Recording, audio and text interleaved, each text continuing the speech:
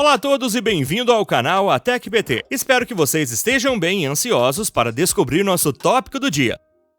Hoje nos concentraremos neste avanço que substituirá a dessalinização da água. A água é um recurso vital, no entanto, muitos países ao redor do mundo enfrentam grave escassez de água todos os anos, e não apenas os países pobres.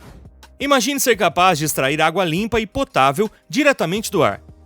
A tecnologia de extração de água atmosférica é muito real e poderá em breve ser democratizada graças aos grandes avanços.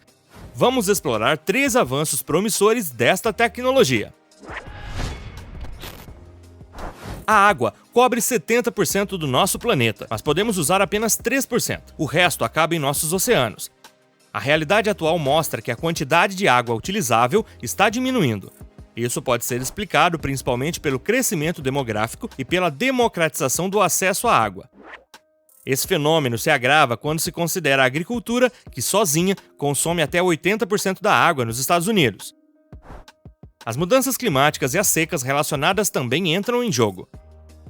Até o momento, mais de 1 bilhão de pessoas no mundo não têm acesso à água potável, e quase 3 bilhões de pessoas vivem em áreas onde a água é escassa. Algumas estimativas preveem que até 2050, cerca de 87 países sofrerão escassez de água quase permanente. Cerca de 30% da água doce da Terra é encontrada nas profundezas das águas subterrâneas. Embora a tecnologia e a infraestrutura para cavar poços existam em países desenvolvidos, nem todos os países o fazem, por razões econômicas, tecnológicas ou geopolíticas. A gestão da água e o orçamento podem desempenhar um papel importante no acesso à água potável. Os únicos 2 lugares além das águas subterrâneas onde a água pode ser encontrada em abundância são os oceanos e a atmosfera.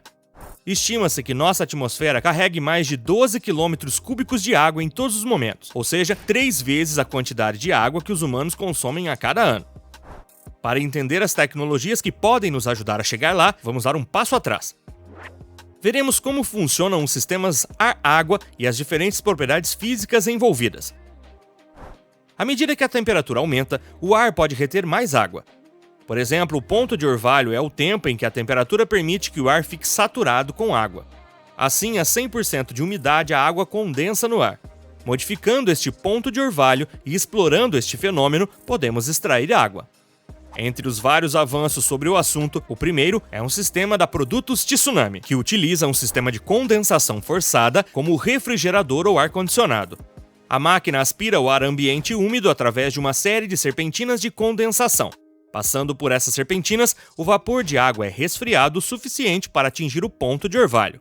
Em seguida, o ar e a umidade passam por câmaras especiais de extração patenteadas, que condensam ainda mais a água. Por fim, a água passa por uma série de filtros e é então coletada em um tanque de armazenamento. O pequeno modelo Tsunami 500 pode produzir entre 2 e 30 litros por hora, ou até 760 litros por dia. Esses resultados dependem da temperatura do ar, umidade relativa, ponto de orvalho e local de instalação. O maior modelo, o Tsunami 750, produz até 1.250 litros por dia. Para descobrir o que isso significa, estima-se que um americano médio use cerca de 310 litros de água por dia e a família média use cerca de 1.100 litros. Assim, mesmo com o menor modelo, você poderá produzir mais de 60% de suas necessidades diárias de água. E o modelo grande poderia cobrir todas as necessidades de água de uma família. No entanto, estes modelos teriam um preço exorbitante de $30 mil para o modelo pequeno e $50 mil para o grande, sem falar no preço da eletricidade. De fato, são grandes consumidores de energia, com 7,5 e 11 kW por hora. Para efeito de comparação, este é o mesmo tipo de consumo de quando você carrega um Tesla. Esses são os custos adicionais significativos a serem considerados. Outra coisa a notar é que esse sistema tem uma vida útil de 20 anos ou mais, o que pode ajudar a justificar o alto custo inicial. Agora vamos ver outra tecnologia, que é exatamente o oposto destes modelos de capacitores ativos. Todos sabemos que as redes são muito úteis para apanhar os peixes e retirá-los da água, mas que tal usá-la para pegar a própria água?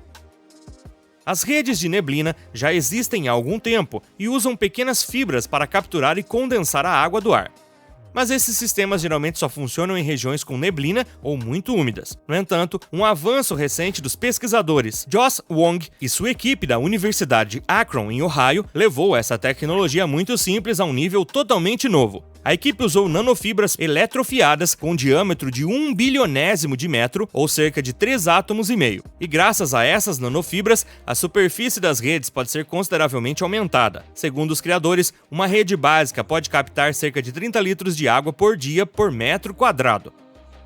Mas as redes de nanofibra podem produzir até 180 litros, 6 vezes mais. O melhor de tudo, elas não precisam de eletricidade. No entanto, Wong está desenvolvendo um sistema que pode usar um dispositivo de resfriamento elétrico para ajudar a resfriar as fibras. Isso aumentaria ainda mais a quantidade de água que elas podem coletar. No entanto, esta tecnologia ainda está em fase experimental. É difícil projetar e estimar o preço desta tecnologia. O objetivo dos pesquisadores é criar um sistema que seja leve, durável e econômico, com maior capacidade de condensação. Isso significa que essas redes podem operar em áreas muito secas, onde a umidade é tão baixa quanto 4%. O mais recente avanço usa uma tecnologia emergente conhecida como superesponja. As superesponjas são um grande grupo de materiais híbridos de hidrogel e geopolímero, interligados como uma esponja. O que as tornam tão especiais é que elas são incrivelmente hidrofílicas. Isso significa que em temperaturas frias, elas podem condensar e absorver grandes quantidades de água. Quando aquecem sob o efeito do sol, tornam-se hidrofóbicas, ou seja, repelem toda a água que absorveram. Assim como a rede de nanofibras, esses sistemas não precisam consumir energia elétrica para operar.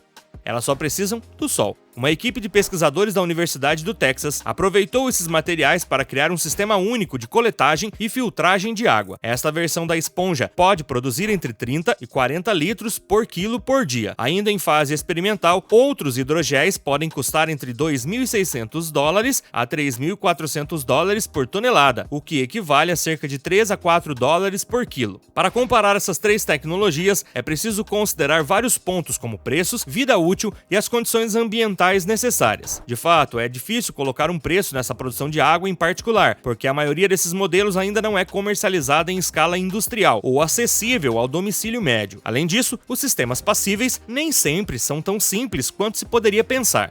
Os sistemas de esponja e rede requerem ventos para empurrar o ar através de vários meios. As diferentes condições significam que seriam necessários muito mais testes em condições reais para realmente entender seu desempenho. Muitas iniciativas e startups se desenvolveram recentemente em torno do assunto. Podemos citar o painel Hydro da Zero Mass Water. Ela é montada no telhado e produz água a partir de uma fonte totalmente alimentada por energia solar. Pode produzir 48 litros de água por dia, dependendo da umidade e do clima do dia. Custa $6.000 para 2 painéis enviados e instalados. Você poderia produzir de 8 a 16 litros por dia. Outra iniciativa é a Cumulus Water, que assume o condensador forçado, independentemente graças ao seu próprio painel solar, tem a vantagem de ser móvel. Foi testada em uma escala remota na Tunísia, mas ainda não foi comercializada. O desenvolvimento dessas tecnologias promete um futuro brilhante, e talvez para evitar o problema da escassez de água, especialmente nos países mais afetados pela crise climática. Se você gostou do nosso tópico do dia, não hesite em curtir este vídeo. Para ver outros vídeos do mesmo gênero, se inscreva e, sobretudo, deixe-nos sugestões para os nossos próximos temas. Ative o sininho de notificações para ser um dos primeiros a ver o nosso próximo vídeo. E eu encontro vocês muito em breve aqui no ATEC PT.